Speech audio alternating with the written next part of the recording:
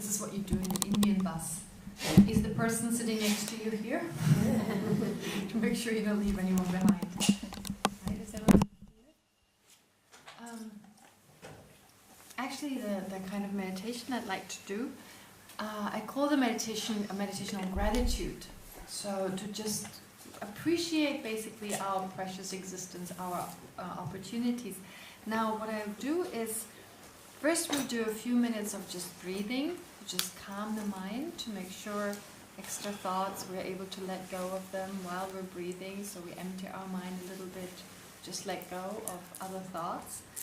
And then I'd like to take you through this type of meditation I call, analytical, that is called analytical meditation. I'll combine two meditations because there is little time and there's two topics we already addressed to some degree. So I'll ask you to imagine what it's like to be in a different situation. So this, of course, in the long term is beneficial. I'll ask you to visualize what it's like to be in certain less fortunate situations. So it's also, of course, very beneficial for the generation of compassion, to see what other people go through, other living beings. And please don't think this is like putting down other beings. They're less fortunate and so therefore I'm better than that. That's not what it means. It's just appreciating what we have by comparing it to others. Because sometimes, usually, we compare ourselves to better situations. So instead to see what would it be like to be an animal or to have certain disabilities, etc. Everyone can become a Buddha, no matter who they are. But temporarily, it may be hard for those people, and we have more opportunities, and therefore we shouldn't waste them. That would be the first part of the meditation. And then the latter part is to reflect upon our own mortality, that we don't know how long it lasts and what is really important. So let's try this.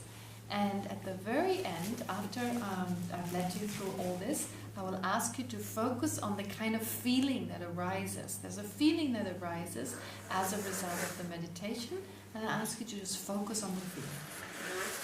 So let's start. So we'll do 3 minutes of just breathing. Focus on the sensation of the breath, either in your belly, as your belly takes in, or as your belly moves while you're breathing, or at your nose. The sensation of the nose entering, the sensation at the nose, with the breath entering your nose and then leaving it again. Just focus on one of those two places. And try to let go of any other thoughts.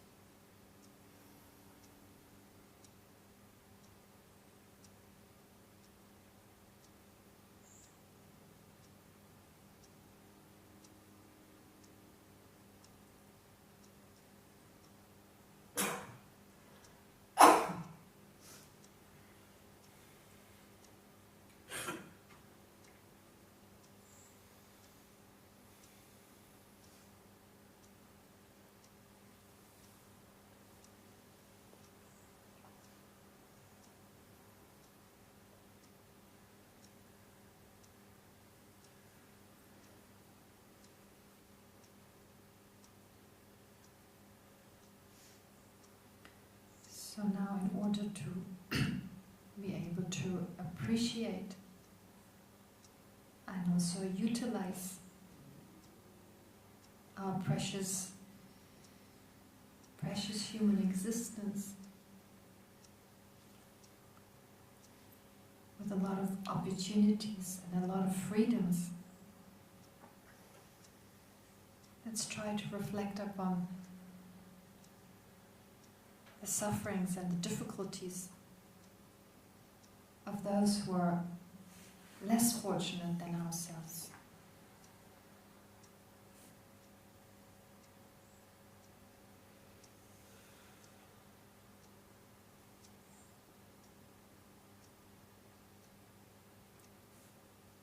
And you're welcome to add your own thoughts, your own analysis to whatever I say while I guide you through this meditation.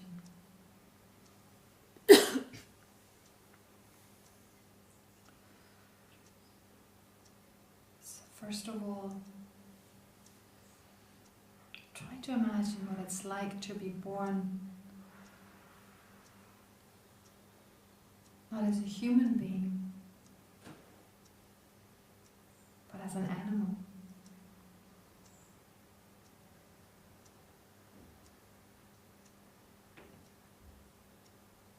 What would it be like to be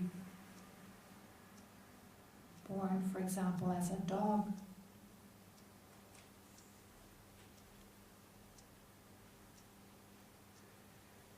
Living on the streets of India.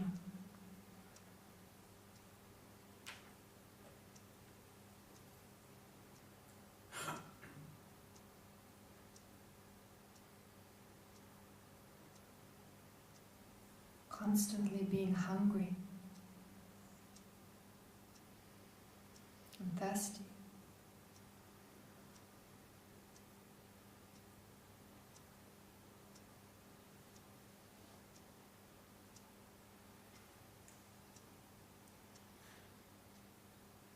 Infested by fleas and ticks.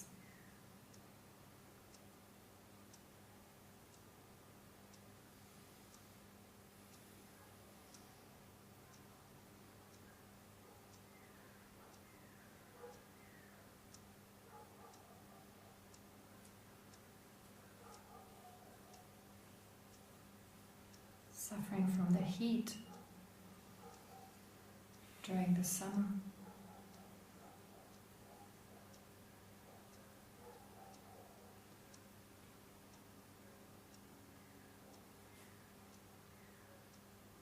And from the cold during the winter.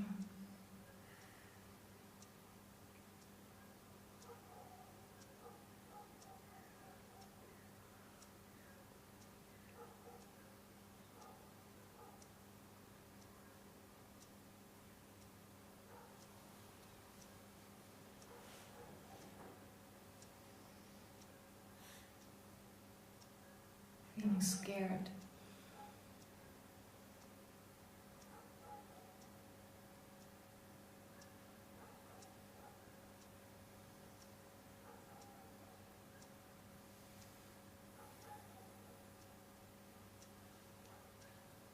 Trying to stay alive.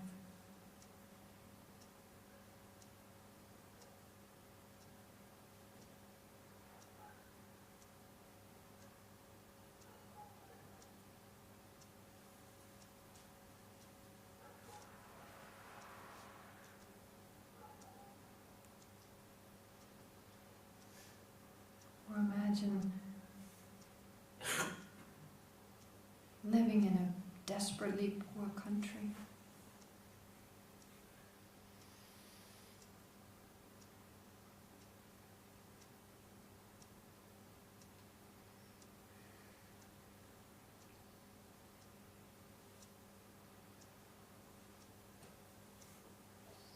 Not knowing when you'll be able to get your next meal.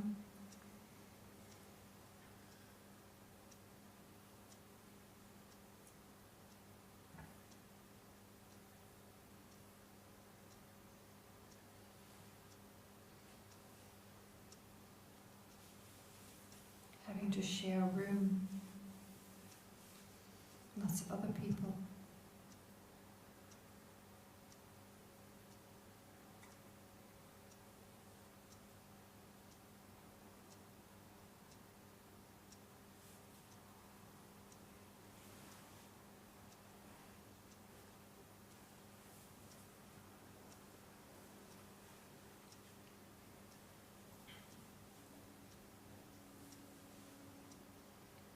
being sold as a prostitute.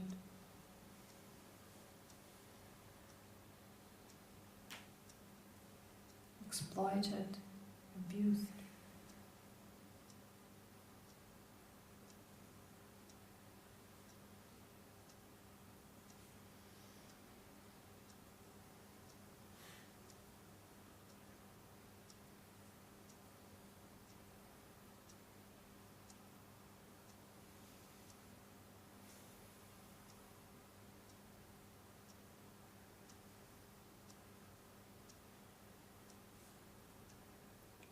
What would it be like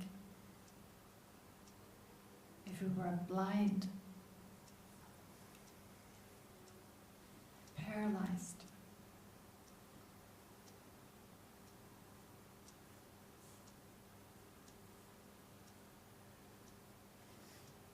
suffering from a painful disease,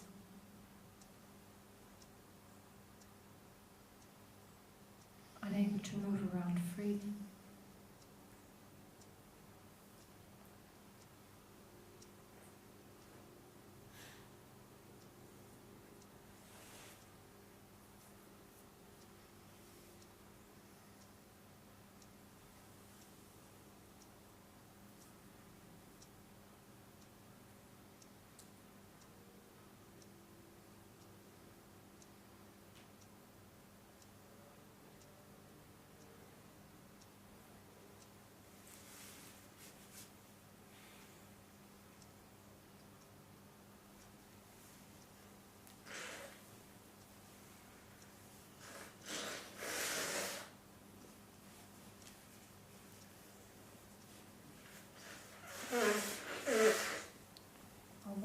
What would it be like to live in a country without political and religious freedom?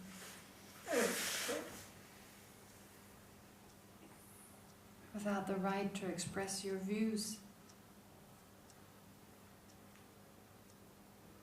and the ability to travel to other places or to move around freely?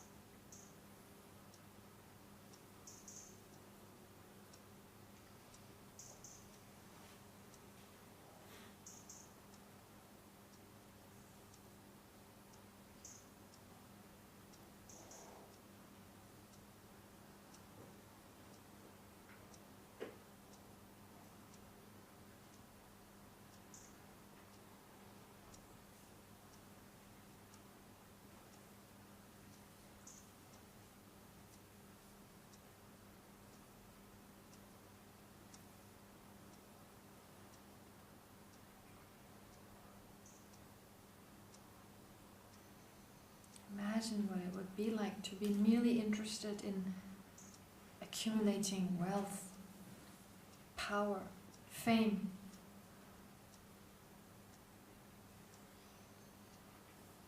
Or finding joy and satisfaction in killing, stealing, being abusive and cruel.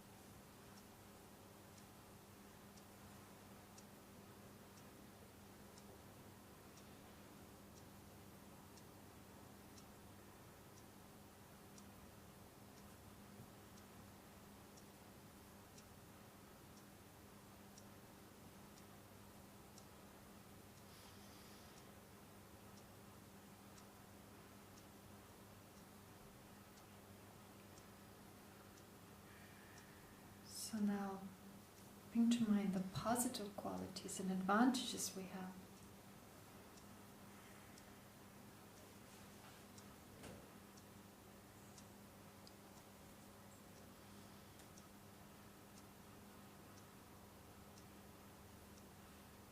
There are people who care about and support us.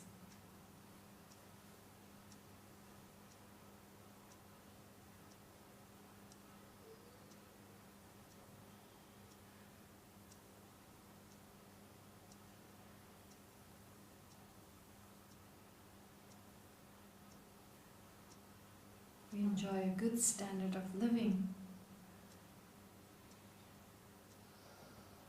received a good education,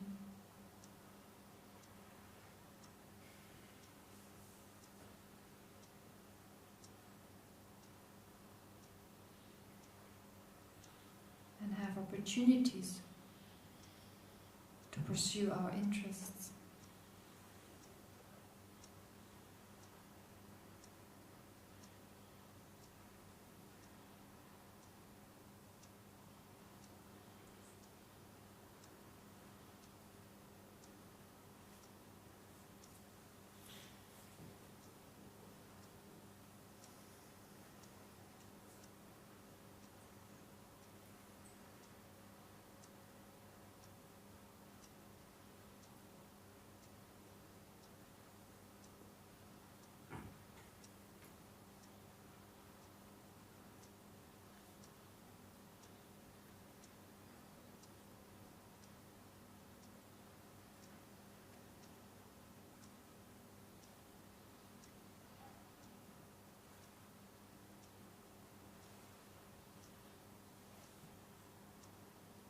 When we look at ourselves deeply and carefully,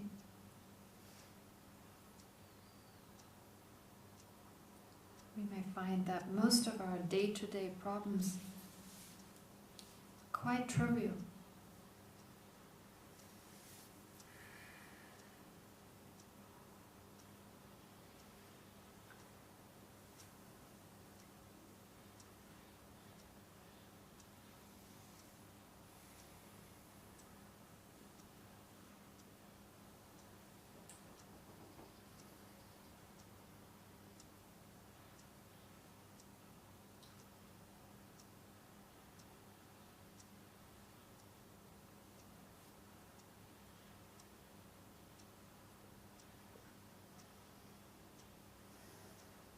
See whether you can feel a sense of joy and appreciation for all the opportunities you have.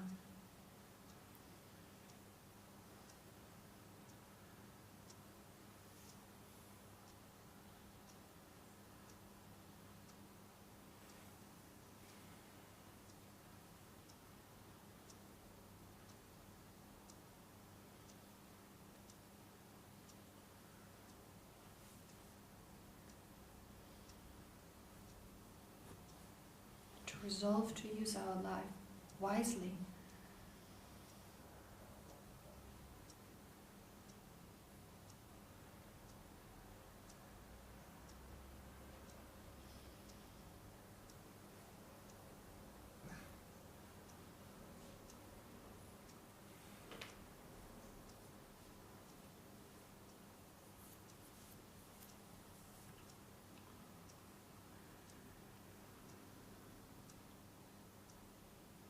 To do our best to avoid harming others and instead helping them as much as we can.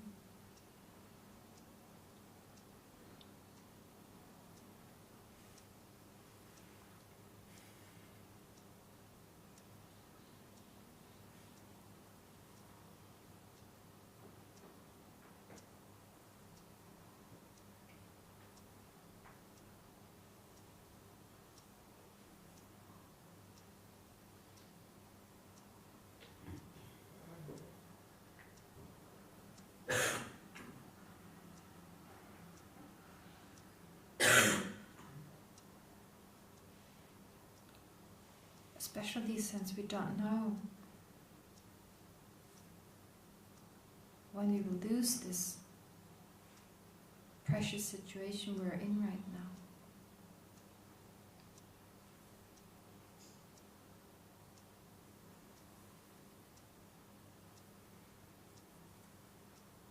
Since our death is inevitable.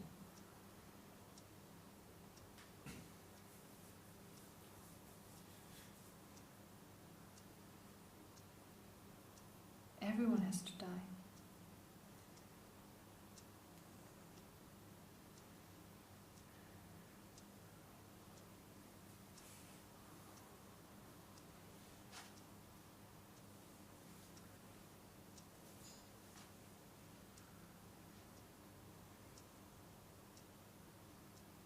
Another 7 billion people in this world, on this planet.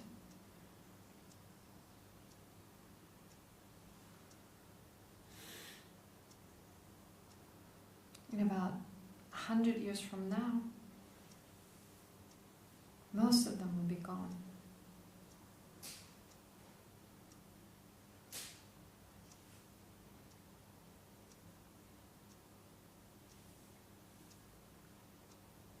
We'll be dead.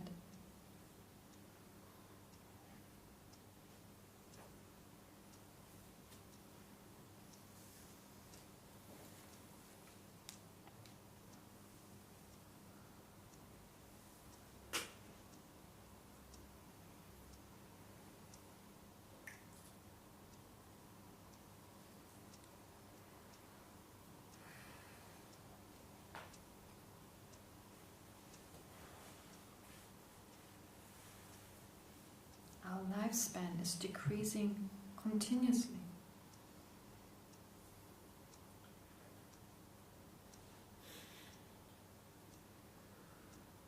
Time never stands still.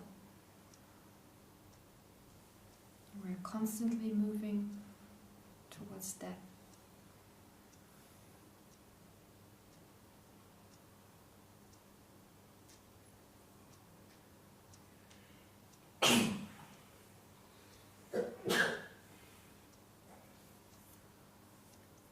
There's nothing we can do to avoid or postpone it.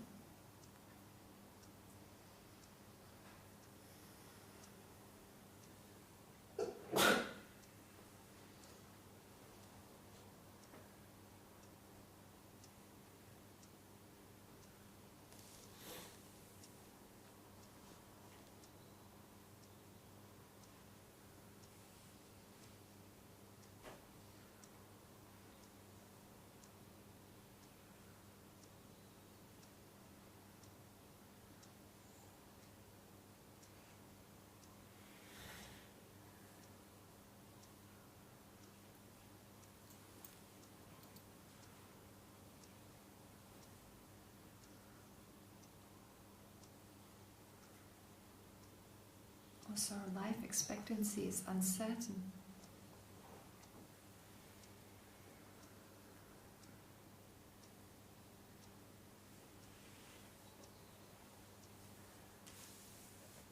We may die at the age of 24, 34, 60 or 90.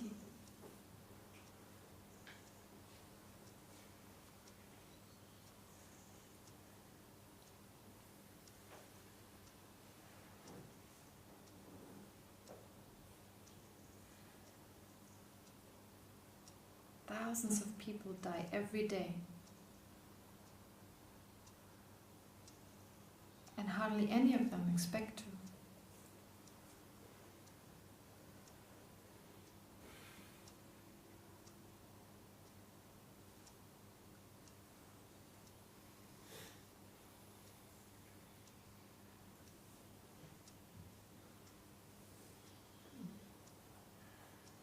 There's simply no guarantee that we won't die soon.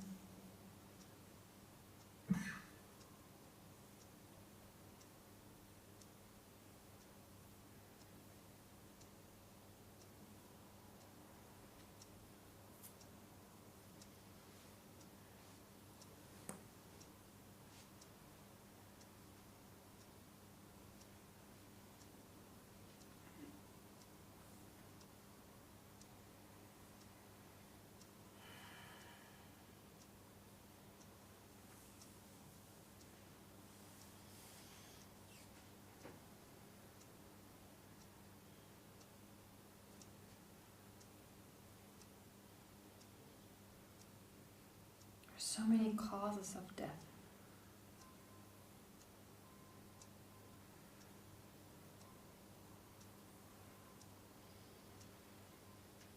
Car or plane crashes.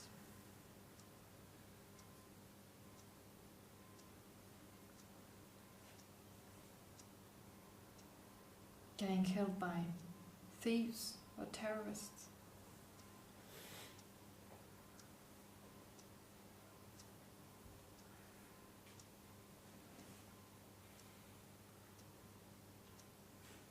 By floods.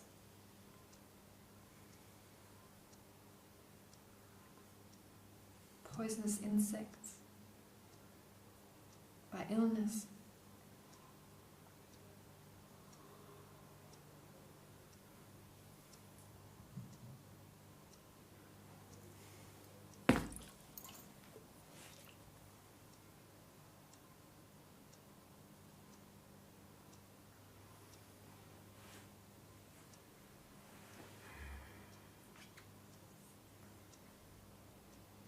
And even if we're able to avoid all these things,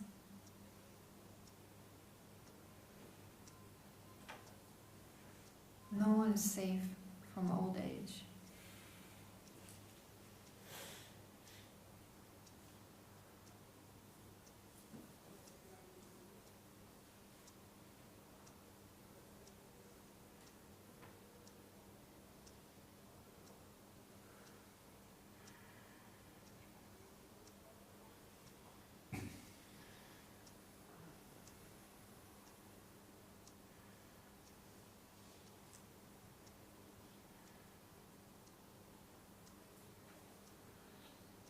No matter how many loved ones we have,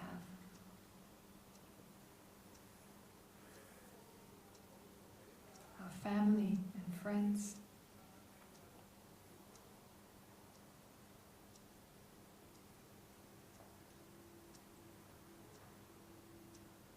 no matter how popular we are or how much we're loved,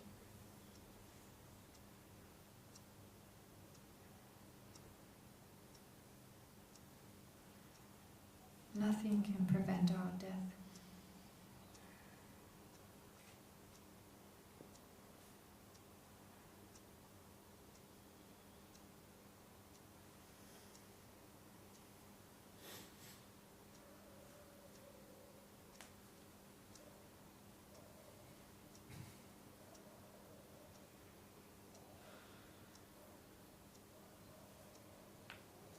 And when we die,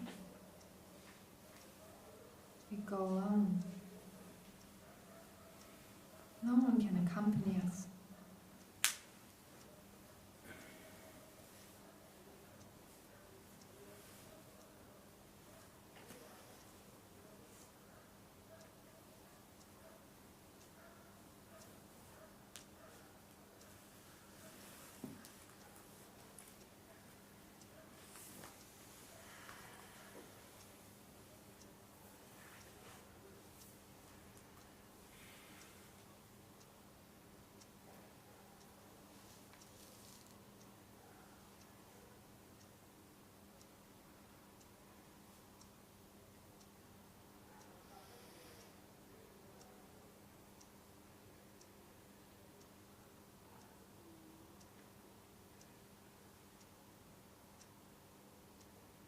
Our possessions, our property,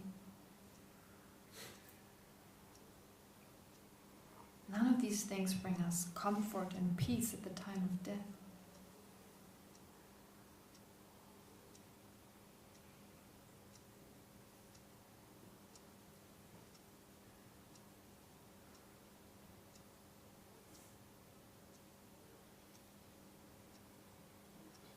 Instead, they may cause great worry and attachment, knowing that we have to leave them behind.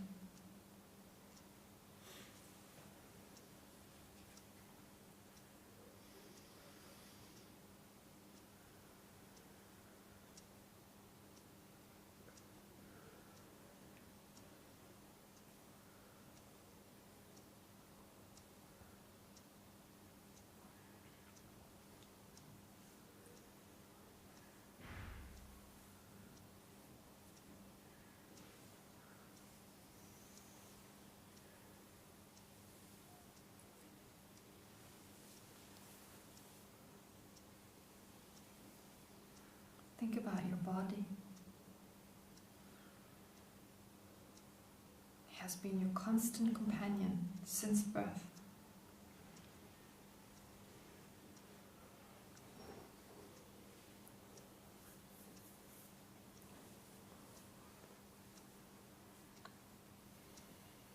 We've cared for it and protected our body.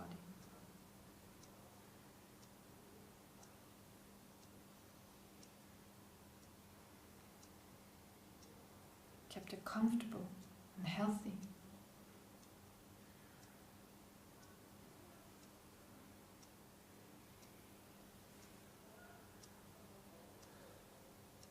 We fed and cleaned it.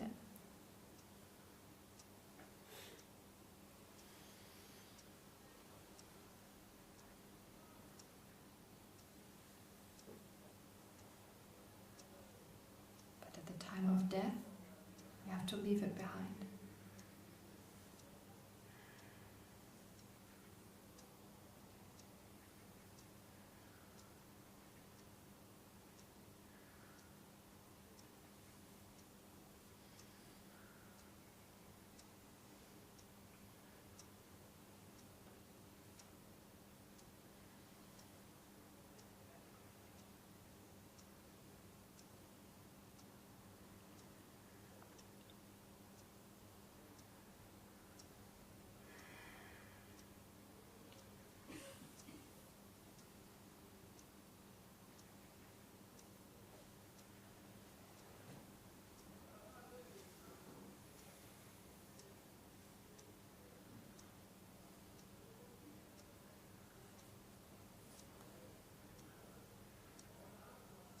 There's really life after death. It is only our mind that will continue to the next life.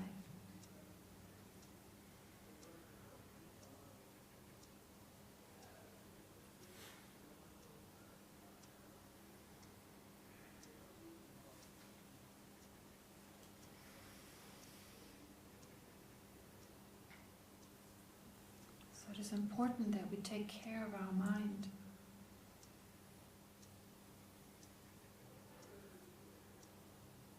By working now on decreasing our resentment, aversion,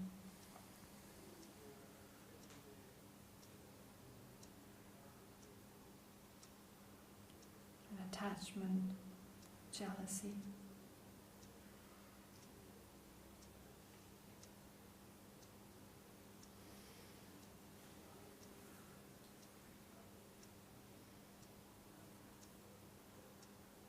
Instead, to activate and cultivate positive qualities.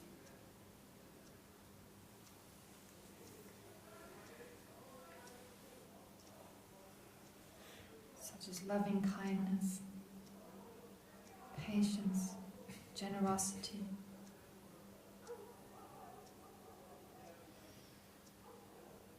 compassion and wisdom.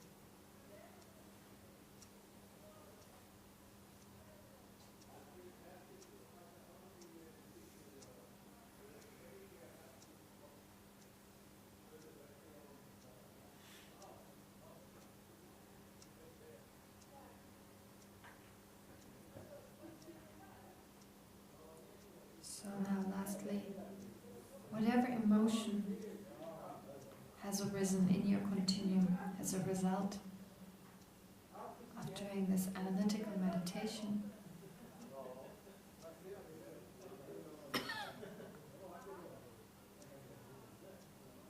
spend a few moments of just focusing on that feeling.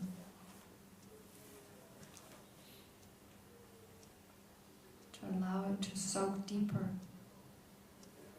sink deeper into your mental continuum.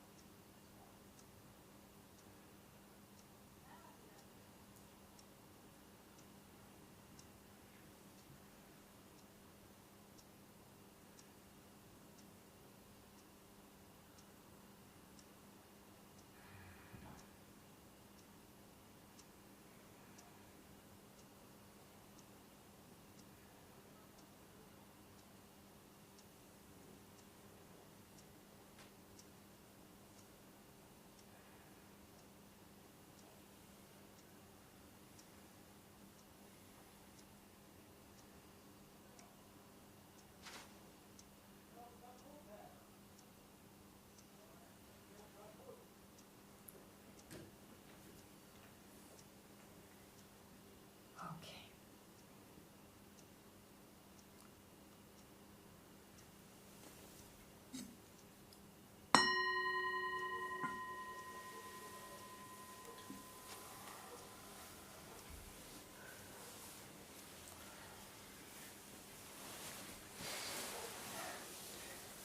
I didn't see the bell.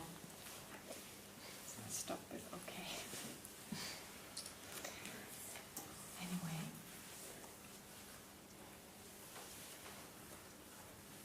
Wow, half an hour. More than half an hour.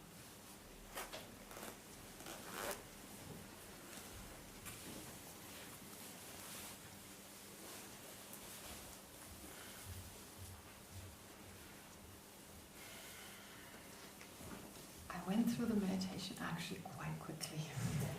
It's much quicker than I go through it usually. But the reason I did that was that you get a sense of the kind of reflections that I usually done, and if there's anything you find helpful that came up during the meditation, you could do it at your own time, at your own pace. Okay. All right. Any questions?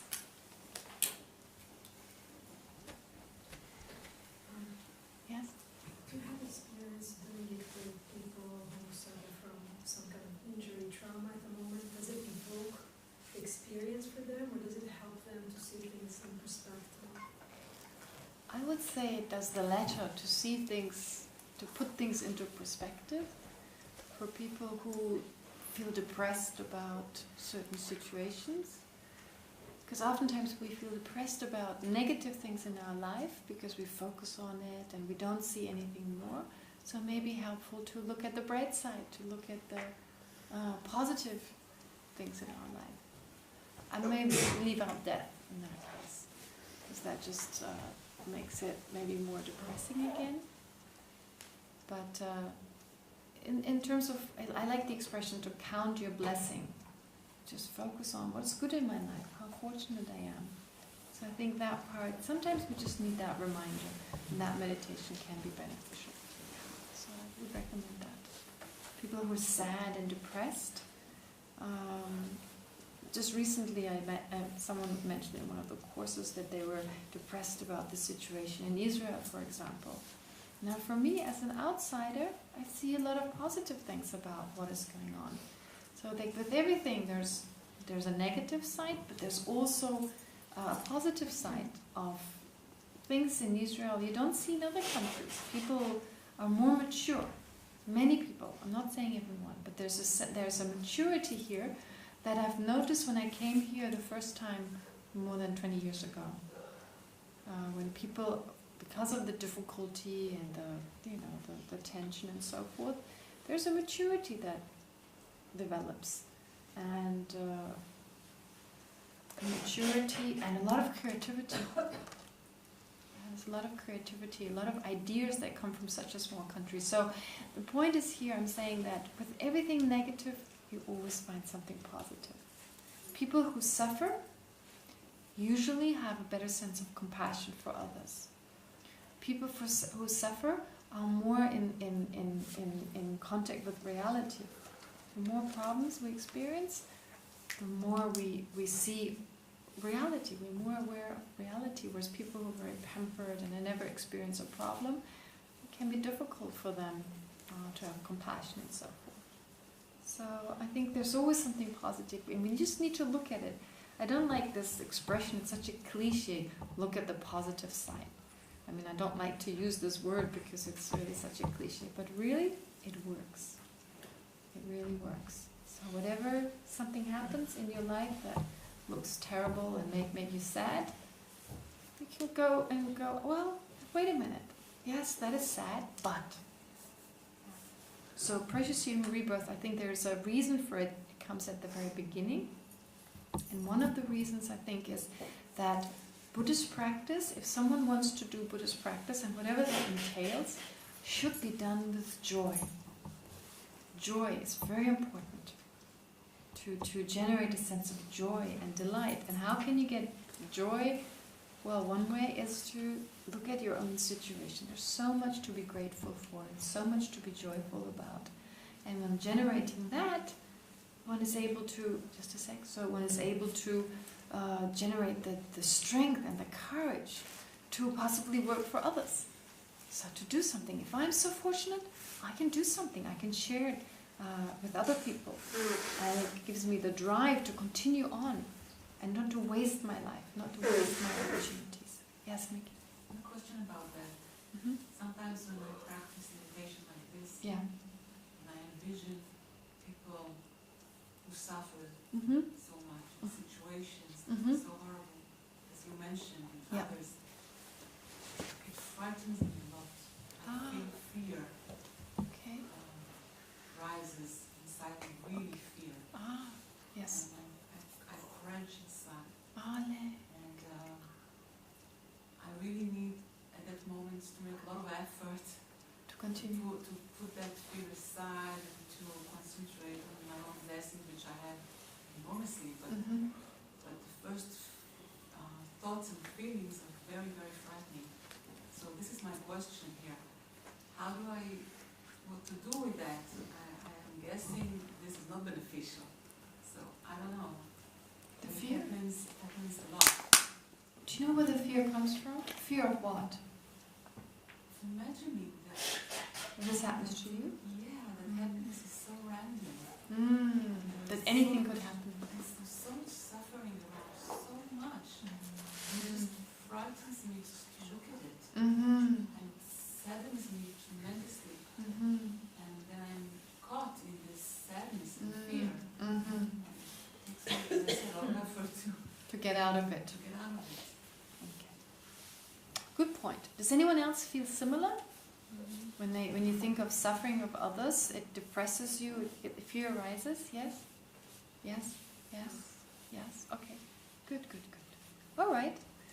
So, important to do something about it, because in terms of generating more compassion, again, we focus on the suffering of others and then generate the wish to be free of it. So it's seen as very important to concentrate on suffering, of focusing on others' problems. But, you see, the thing is, suffering is impermanent. So to also reflect on the fact that whatever suffering there is, it is not always going to be there. So, also when I say the suffering, when we talk about suffering, it's almost like there was like an overarching suffering. Of course it doesn't exist, right? It seems to be sometimes when I think of all the suffering there is, I kind of add it all up like a dark cloud, and that's even more scary. That is just an imagination of the mind. There's only each